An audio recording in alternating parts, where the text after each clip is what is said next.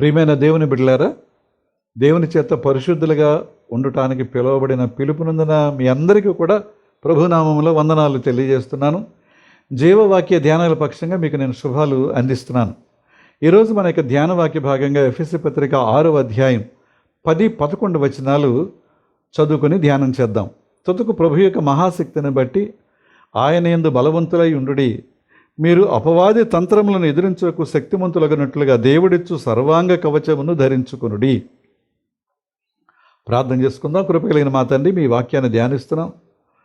నా నోటి మాటలు మా అందరి హృదయ ధ్యానములు మీకు అంగీకారంగా చేయమని యేసు నామమును అడుగుతున్నాం తండ్రి, ఆమేన్. ప్రియులారా, ఈరోజు మనం వినేటువంటి వాక్యానికి ఎటువంటి క్రైస్తవులు, ఒక చిన్న క్యాప్షన్ పెట్టుకుందాం. ఎటువంటి క్రైస్తవులు. సిటీ స్టడ్ అనేటువంటి భక్తుని యొక్క పేరు మీరు వినే ఉంటారు. చాలా మంచి మంచి గ్రంథాలు రచించారు ఆయన. ఆయన ఏమన్నారంటే చాక్లెట్ క్రిస్టియన్స్ అని అన్నాడండి. కొంతమంది క్రైస్తవులు అందరినీ కలుసమండి, కొంతమందిని ఏమన్నాడంటే చాక్లెట్ క్రిస్టియన్స్ అని అన్నాడు. చాక్లెట్ మనందరికీ తెలిసిందే, ఇష్టం మనకి కదండి. అది నీటిలో వేసినా కరుగుద్ది, వేడి చేసినా కరిగిపోతుంది. అంటే చల్లగా ఉన్నా కరుగుద్ది, వేడిగా ఉన్నా కరిగిపోతుంది. అందుకనే కొంతమందిని ఆయన చాక్లెట్ క్రైస్తవులు అని అన్నారు. అంటే క్రైస్తవుడు ఒక గాజు పాత్రలాగో లేకపోతే ఒక అట్టపెట్టలాగో ఉండకూడదు. అలాంటి జీవితం జీవించొద్దు.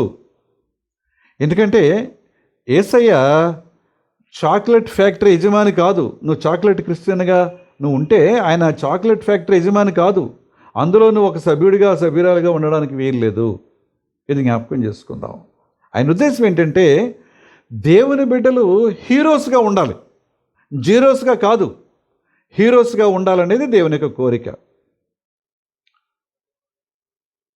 బైబిల్లో మనం చదువుతున్నప్పుడు దేవుని కార్యాలు చేసేటువంటి దేవుని బిడ్డలు ఎలాగ నియమించబడ్డారో మనం చూస్తామండి.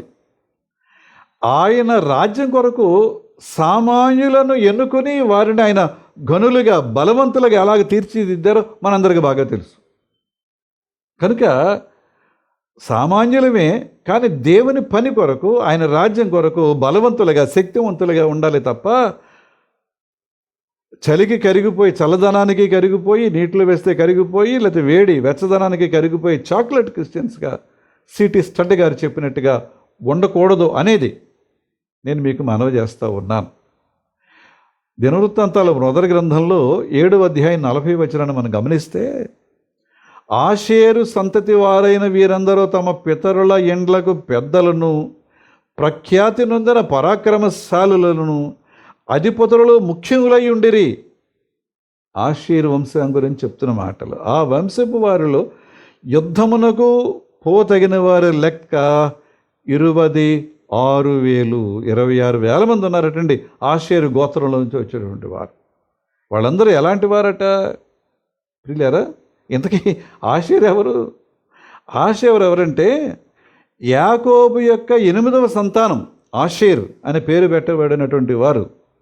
ఆషేర్ అనే మాటకి హ్యాపీ, బ్లెస్సెడ్, సంతోషం, దీవించబడిన వ్యక్తి అని ఆషేర్ అనే మాటకి అర్థం. ఈ ఆషేరుకి 4 కుమారులు, 1 కుమార్తె ఉన్నారు. ఇంతకీ ఈయన ఎవరు? లేయా దాసి జిల్ఫా. ఆ జిల్ఫా కుమారుడు. మీరు ఆదికాండం 30వ అధ్యాయం 13 వచనం కానీ 35వ అధ్యాయం 26వ వచనం కానీ చదవగలిగితే ఈ ఇన్ఫర్మేషన్ అంతా అక్కడ దోస్తుంది.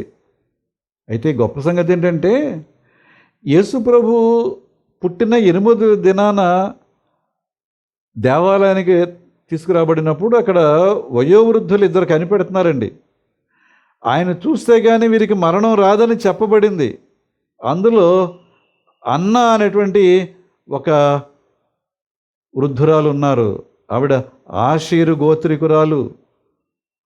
ఎంత ధన్యత అంటే ఆవిడ యేసు ప్రభువుని ఎత్తుకుని దేవుని స్తుతించింది. అలాగే ఇంకొక మగాయన గురించి కూడా మనం చదువుకుంటామండి ప్రియులారా. కనుక ఆయన దాసి కొడుకు, ఏది లేయా దాసి జిల్ఫా కుమారుడు కదా అని ఆషేరును ప్రక్కన పెట్టలా. పైగా అతడు సంతోషం, ఆనందం, లేకపోతే దీవించబడిన వ్యక్తి అని ఆ పేరుకి అర్థం అని చెప్పుకున్నాం కదండి ఇవన్నీ. కనుక ప్రియమైన దేవుని బిడ్డలారా, ఎంత ఎంత ఘనులు అంటే పెద్దలు, ప్రఖ్యాతి నొందిన పరాక్రమశాలులు, అధిపతులలో ముఖ్యమైన వారు 26,000 మంది యుద్ధం చేయగలిగిన వీరులు ఆ గోత్రంలో ఉన్నారని మనం వింటున్నామండి. యేసయ్యను మనం గొర్రెపిల్లగా చూస్తాం, చిన్న పిల్లలతో గడిపినటువంటి వ్యక్తిగా చూస్తాం. ఏమంటే ఇంకా కొంచెం ముందుకు వెళితే సుంకరులతో, పాపులతో, వేశ్యలతో, లేకపోతే వ్యభిచారులతో ఈయన కాలం గడుపుతున్నాడు అని ఒక చిన్న అపవాదు ఆయన మీద వేసి ఆయన్ని ప్రక్కన పెట్టారు. కానీ ప్రకటన గ్రంథం 1వ అధ్యాయం 14వ వచనం చూస్తే ఆయన యోధా గోత్రపు కొదమ సింహం అని వ్రాయబడింది. ఏమంటే ఆయన కన్నులు అగ్ని జ్వాలల వంటివి, ఆయన నాలుక 2 అంచులు కలిగినటువంటి వాడి అయిన ఖడ్గం అని ఇక్కడ వ్రాయబడి ఉంది. మామూలుగా చూస్తే ఎలా ఉన్నాడంటే గొర్రెపిల్ల అని వర్ణింపబడ్డాడు. చిన్నపిల్లలతో గడిపేటువంటి వాడిగా, లేకపోతే ఒక సుంకరులతో, పాపులతో, లేకపోతే వేశ్యలతో, ఇలాగా డౌన్ ట్రాడన్ పీపుల్తో ఉన్నాడు అనేటువంటి అపవాదే. కానీ ఆయనకి తీవ్రత చూస్తే ఎంత గొప్పగా ఉందో. కనుక తన బిడ్డలు, తన విశ్వాసులు, తనను నమ్మిన వారు, తనను వెంబడించిన వారు యుద్ధ వీరులుగా ఉండాలి అనేది దేవుని యొక్క కోరిక. బలమైన వారిగా ఉండాలి. ఎవరితో యుద్ధం? అపవాదితో యుద్ధం చేయగలిగి వానిని ఓడించి విజయపథంలో వెళ్ళేటువంటి బిడ్డలుగా ఉండాలని దేవుని యొక్క కోరిక. కనుక ఎటువంటి క్రైస్తవులు అనే హెడ్డింగ్తో మనం వాక్యం వింటున్నాం కదా. కనుక ఎటువంటి క్రైస్తవులుగా మనం ఉండాలని దేవుడు కోరుతున్నాడు. మనం ఎలా ఉన్నామని చిన్న ప్రశ్న. దినవృత్తాంతాలు 2వ గ్రంథం 16వ అధ్యాయం 9వ వచనం ఒకసారి జ్ఞాపకం చేస్తాను మీకు. తన ఎడల యథార్థ హృదయము గల వారిని బలపరచుటకై యెహోవా కనుదృష్టి లోకమందంతటా సంచారము చేయుచున్నది. విన్నారండి? తన ఎడల యథార్థ హృదయము గల వారిని బలపరచుటకై. ఎప్పుడైతే యథార్థ హృదయం కలిగినటువంటి జీవితం మనం జీవిస్తామో, హృదయాన్ని కలిగి ఉంటామో, మనల్ని బలపరచడానికి ఆయన వెతుకుతూ ఉంటాడంతే. లోకం అంతటా ఆయన చూస్తూనే ఉంటాడు. నా బిడ్డలు ఎక్కడున్నారు? యథార్థ హృదయంతో ఎవరున్నారు? వారిని నేను బలపరచాలి. వారు ఓడిపోవటానికి వీల్లేదు. తన వారికి అంటే యథార్థ హృదయం గల వారికి, యథార్థ హృదయంతో తనను సేవించే వారికి సహాయం చేయడానికి ఆయన ఎప్పుడూ సిద్ధంగా ఉంటారు. కనుక యథార్థ హృదయం కలిగినటువంటి క్రైస్తవులుగా, ఎలాంటి క్రైస్తవులుగా మనం ఉన్నాము అనే ప్రశ్న వేసుకున్నాం కదండి. కనుక యథార్థమైన హృదయం కలిగినటువంటి క్రైస్తవులుగా ఉండడానికి మనం ప్రయత్నం చేయాలి. ఒక్కసారి కాలేబును మనం జ్ఞాపకం చేసుకుంటే, యెహోషువ గ్రంథం 14వ అధ్యాయం 10-11 వచనాల్లో కాలేబు చెప్పిన మాటలు ఒకసారి జ్ఞాపకం చేసుకుందామండి. ఈ 45 ఏండ్లు ఆయన నన్ను సజీవుడిగా కాపాడి ఉన్నాడు. ఏ 45 ఏండ్లు? ఆయన పని ప్రారంభించాడు 40, ఇప్పుడు 45 ఏండ్లు. ఇదిగో నేను ఇప్పుడు 85 ఏండ్ల వాడను. స్టార్టింగ్లో 40 ఏళ్లతో ప్రారంభమైంది. ఇప్పుడు ఇంకో 45 ఏళ్ళు గడిచాయంటే మొత్తం మీద 85 ఏళ్ళు. ఇప్పుడు నేను 85 ఏండ్ల వాడను. మోషే నన్ను పంపిన నాడు నాకు ఎంత బలమో నేటి వరకు నాకు అంత బలం ఉంది. యుద్ధము చేయుటకు కానీ, వచ్చుచూ పోవుచూ ఉండుటకు కానీ నాకు ఎప్పటి బలము, అప్పుడు ఎంత బలం ఉందో 40 ఏళ్ళప్పుడు, ఇప్పుడు 85 ఏళ్ళు కూడా అంతే బలం ఉంది. ఎక్కడి నుంచి వచ్చింది ఈ బలం? ఎక్కడి నుంచి వచ్చింది ఈ శక్తి? ఎక్కడి నుంచి వచ్చింది ఈ ధైర్యం? కాలేబునే కానీ మనల్ని ప్రేమించడా యేసయ్య? కాలేబునే కానీ మనకు శక్తినివ్వరా, బలమునివ్వరా? బలపరచడానికి ఆయన కన్నులు లోకమందంతటా సంచారము చేయుచున్నవి. యథార్థ హృదయం ఎక్కడైతే ఉంటుందో వయసుతో సంబంధం లేదండి. నువ్వు ఏ వయసులో ఉన్నా సరే ఆయన నిన్ను బలపరుస్తారు. నిన్ను ఎత్తుకునివాడను నేను, ముదిమి వచ్చే వరకు నిన్ను ఎత్తుకునివాడను, నీ తల వెంట్రుకలు నెరే వరకు నిన్ను ఎత్తుకునివాడను. ఇంకా నువ్వెప్పుడు బలహీనుడు అవుతావు? నువ్వెప్పుడు శక్తిహీనుడు అవుతావు? నీవెప్పుడు బలహీనరాలు అవుతావు, శక్తిహీనరాలు అవుతావు? అవ్వవు. యథార్థ హృదయం కలిగినటువంటి విశ్వాసిగా ఉండాలని ప్రభు మన నుండి కోరుతున్నాడు. ఆయన తన పని కొరకు గుంపులు గుంపులుగా ఎవరిని ఎన్నుకోలేదండి, ఒక్కొక్కరిని ఆయన ఎన్నుకున్నాడు. మోషేని తీసుకుందాం, నోవహని తీసుకుందాం, ఏలియాని తీసుకుందాం, ఇర్మియాని తీసుకుందాం, పౌలుని తీసుకుందాం. వీళ్ళందరూ సమూహాలు కాదు, ఒక్కొక్కరే. కనుక దేవునికి క్వాంటిటీ కాదు, క్వాలిటీ కావాలి. గుంపులు గుంపులుగా, సమూహాలుగా కాదండి. ఒక వ్యక్తిలో ఉండేటువంటి క్వాలిటీ, నీ యొక్క విశ్వాసం, నీ ప్రార్థన, నీ ఆసక్తి, దేవుని యెడల నమ్మకత్వం, యథార్థ హృదయం, ఇది చూస్తాడు. అలాంటి క్రైస్తవురాలిగా ఉండడానికి మనం ప్రయత్నం చేయాలి. ఆత్మపూర్ణులైనటువంటి, విధేయులైనటువంటి, ధైర్యవంతులు కావాలి. పిరికివారు, వెనకబడేవారు ఆయనకు అక్కర్లేదండి. అసలు ఆయన గురించి మనస్కరించడు, వారి గురించి ఆయన అసలు ఆలోచనే చేయడు. న్యాయాధిపతుల గ్రంథం 6వ అధ్యాయం 16వ వచనం చూస్తే, మిద్యానీయులు ఉన్నారు, గిద్యోను ఒకడే ఉన్నాడు. గిద్యోను సైన్యం 32,000 మంది. మనం అక్కడ జాగ్రత్తగా చదువుతుంటే 6వ అధ్యాయం, గిద్యోను యొక్క సైన్యం 32,000 మంది. అందులో 22,000 మందిని పంపేయమన్నాడు దేవుడు. ఇంకెంతమంది మిగిలారు? 10,000 మంది మిగిలారు. కానీ గమనించండి, ఆ వేళ మిద్యానీయుల మీద విజయం 300 మందితో దేవుడు అనుగ్రహించాడు. ఎక్కడ 32,000 మంది, ఎక్కడ 300 మంది అండి?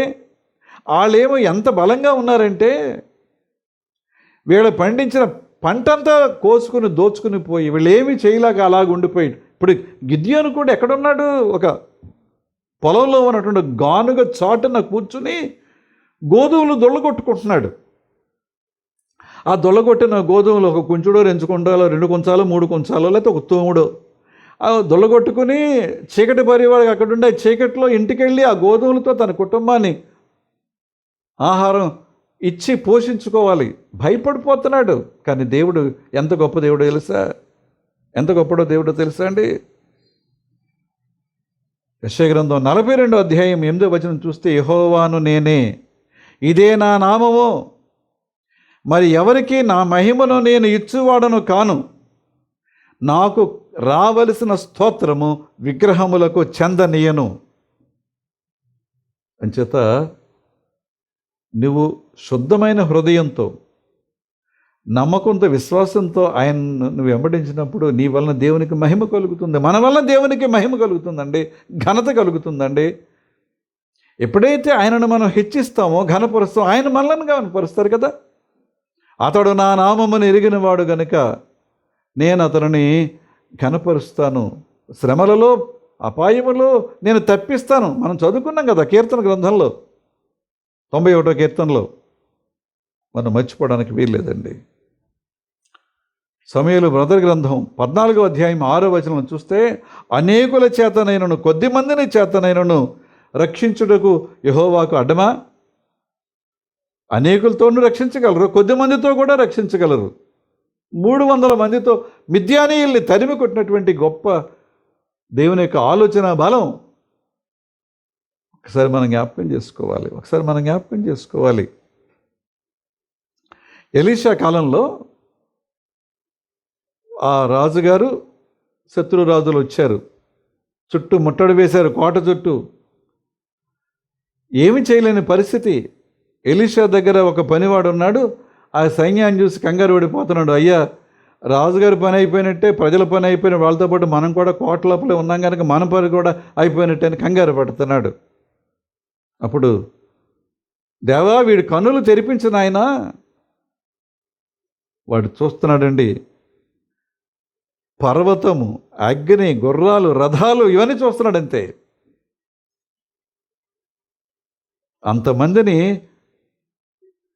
వీరి రక్షణ కొరకు పంపించినటువంటి దేవుని యొక్క గొప్పతనం మనం జ్ఞాపకం చేసుకోవాలి. ఆ వేళ ఆ గొప్ప కార్యం చేసిన దేవుడు మన జీవితాల్లో గొప్ప కార్యాలు చేయడా? తప్పకుండా చేస్తాడండి, తప్పకుండా చేస్తాడు. దేవుని బిడ్డలు లోకానికి భయపడక్కర్లేదు, దేవుని బిడ్డలు లోకానికి జడవక్కర్లేదు. ఎందుకంటే 1 యోహాను పత్రిక 4:4 ఏమంటాడండి? మీలోనున్నవాడు లోకములో ఉన్నవాని కంటే గొప్పవాడు కనుక మీరు వానిని జయించి ఉన్నారు అని అన్నారు కదా. మొదటి యోహాను పత్రిక 4:4లో మనలో ఉన్నవాడు లోకములో ఉన్నవారి కంటే గొప్పవాడు, కనుక నువ్వెందుకు లోకానికి భయపడతావు? ఎవరికి ఎందుకు భయపడదు? ధీమాగా ధైర్యంగా నేను ప్రభువు బిడ్డనని ప్రకటిద్దాం. అలాంటి క్రైస్తవురాలుగా ఉండడానికి మనం ఒక నిర్ణయం తీసుకుందామండి. యోహాను సువార్త 10వ అధ్యాయం 28, 29 చూస్తే, నేను వాటికి నిత్య జీవమును ఇచ్చుచున్నాను గనుక అవి అన్నటికీ నేను నశింపవు. ఆయన బిడ్డలకు, విశ్వాసులకు, వెంబడించే వారికి, యథార్థ హృదయం గల వారికి ఆయన నిత్య జీవం ఇస్తారు. అందువలన ఎన్నటికీ కూడా మనం నశించం. ఎవడనో వాటిని నా చేతిలో నుండి అపహరింపలేడు.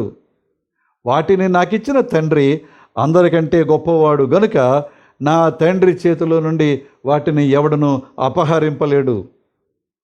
మనల్ని ఎవరు తెచ్చుకుంటారు? మనల్ని ఎవరు ఎత్తుకెళ్తారు? మనల్ని ఎవరు ఓడిస్తారు? ఆయన చేతిలో మనం ఉన్నప్పుడు, తండ్రి చేతిలో మనం ఉన్నప్పుడు, ఆయన కుమారుడైన యేసయ్య చేతిలో మనం ఉన్నప్పుడు, 7 నక్షత్రములు చేతపట్టుకొని, ఒక నక్షత్రం ఎంత గొప్పదో ఎంత పెద్దదో మనందరికీ తెలుసండి. కోటి సూర్యుల కంటే కూడా ఒక నక్షత్రం పెద్దది. అసలు సూర్యుడే పెద్దవాడని మనం అనుకుంటే ఒక నక్షత్రం యొక్క కొలతలు కొలవడం చాలా కష్టమని మనకి సైన్స్ చెప్తా ఉందండి. అలాంటి నక్షత్రాలు తన గుప్పెట్లో పెట్టుకున్న దేవుడు ఎంత గొప్పవాడై ఉంటాడు? ఆయన చేతిలో మనం ఉంటే మనకి ఎవరు హాని చేస్తారు? ఎవరు అపాయం చేయగలరు? కనుక వేరు లోతుగా పారిన క్రైస్తవులుగా మనం ఉందాం.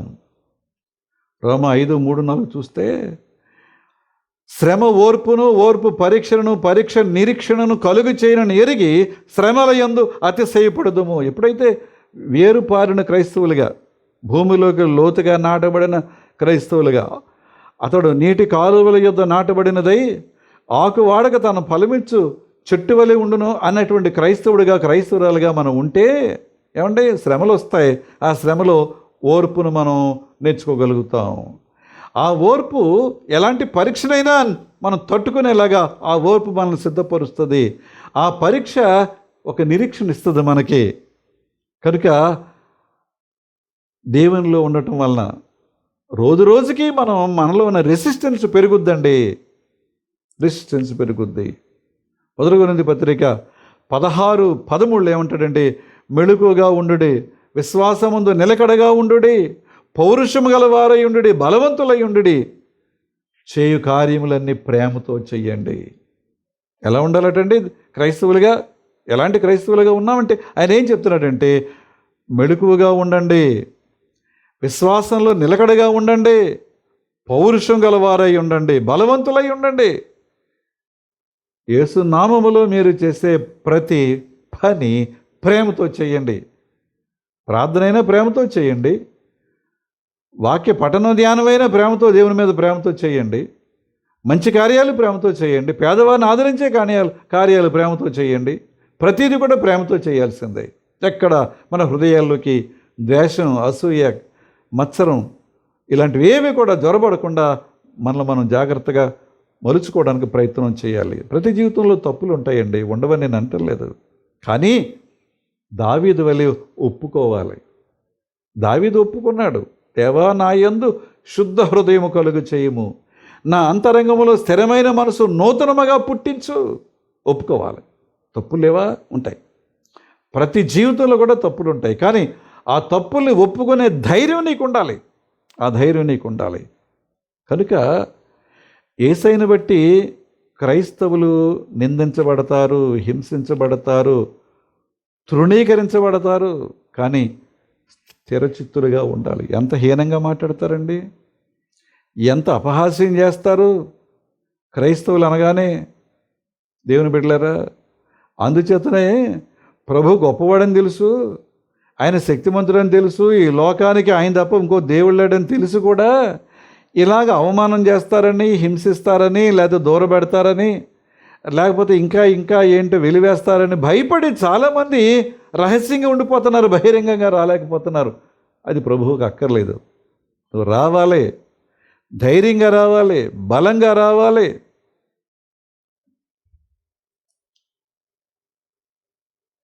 మత్తయి సువార్త 10వ అధ్యాయం 22వ వచనాన్ని మనం గమనిస్తే, మీరు నా నామము నిమిత్తము అందరి చేత ద్వేషించబడతారు, అంతము వరకు సహించిన వాడు రక్షింపబడను. ఎలాంటి క్రైస్తవులుగా ఉండాలి? ఆయన నామాన్ని బట్టి అందరూ ద్వేషిస్తారు, కానీ అంతం వరకు నువ్వు సహించాలి, సహించే బిడ్డగా ఉండాలి. హెబ్రీ 12:3 కూడా చెప్తారు, మీరు అలసట పడకయు మీ ప్రాణములు విసుకకయు ఉండునట్లు. విసుగుపోతుంది ప్రాణం. ఒక ప్రక్క నుంచి దూషిస్తూ ఉంటే, తేలిగ్గా మాట్లాడుతూ ఉంటే, అవమానకరంగా నిందలు వేసి మాట్లాడుతూ ఉంటే, ఏమండి, లేనిపోయిన బరువులు భారాలు మన మీద మోపుతూ ఉంటే,